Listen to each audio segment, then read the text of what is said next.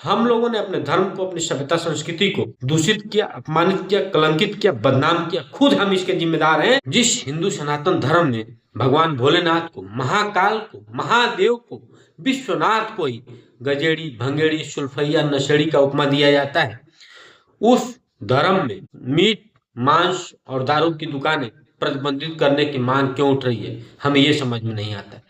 जिस हिंदू सनातन धर्म में भैरव जी के नाम पर दारू चढ़ाया जाता है, जिस हिंदू सनातन धर्म में कुछ धार्मिक स्थलों पर अलग अलग जीवों की बलि दी जाती है, कोई भी देवी देवता किसी जीव के खून का प्यासा नहीं हो सकता है। क्योंकि जब हमारे वेद, हमारे ग्रंथ, हमारे उपनिषद, गीता, वेद, रामायण, हमारे सारे धर्म ग्रंथ जब यही बोलते हैं कि अहिंसा परमो धर्म, ईश्वर अंश जीव अविनाशी, और बोलते हैं कि हर जीव में ब्रह्म है, हर आत्मा में परमात्मा है, फिर वही धर्म हमें ऐसा कैसे बोल सकता है कि जीवों की हत्या करिए, बलि चढ़ाइए और अपना पेट भरिए स्वाद के चक्कर में। पशुता की बलि की बात की गई है, पशुओं के बलि की बात कहीं नहीं की गई।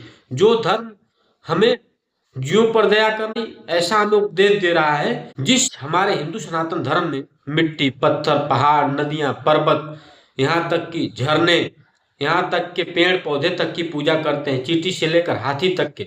अगर चींटी भी कुचल जाए तो उसका भी प्रायश्चित करने का विधान हो।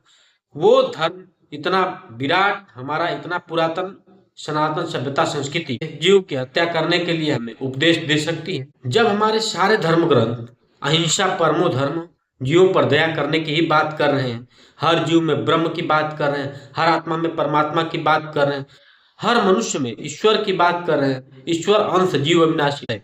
जब हमारे सारे धर्म ग्रंथ यही बोल रहे हैं कि हर जीव में ब्रह्म है, हर आत्मा में परमात्मा है, तो फिर ये जीव की हत्या करने का, बलि चढ़ाने का प्रावधान कहाँ से आ गया? मैं मानता हूं जब हमारे धर्मशास्त्रों में मिलावट की गई तो ये सारी कुरीतियां हमारे धर्म ग्रंथों में डाल दी। इसलिए जो भी हमारे धार्मिक स्थल है, चाहे वो अयोध्या है, चाहे काशी है, चाहे मथुरा है, चाहे वृंदावन है, चाहे हरिद्वार है, चाहे जितने भी हमारे धार्मिक स्थल हैं, जब भरत के नाम पर इस देश का नाम भारत पड़ा, जब हम ये बोल रहे हैं कि राम का देश है, कृष्ण का देश है, काशी विश्वनाथ का देश है, महाकाल का देश है, कण कण में शंकर हैं, ये गंदगी, ये कुरीति कहाँ से चली आई कि हमारे जब सावन का महीना आएगा तो मीट मांस की दुकानें बंद रहेंगी, दारू की दुकानें बंद रहेंगी, ठेके बंद रहेंगे। जब नवरात्रि का समय आएगा तो उस समय बंद रहेगा।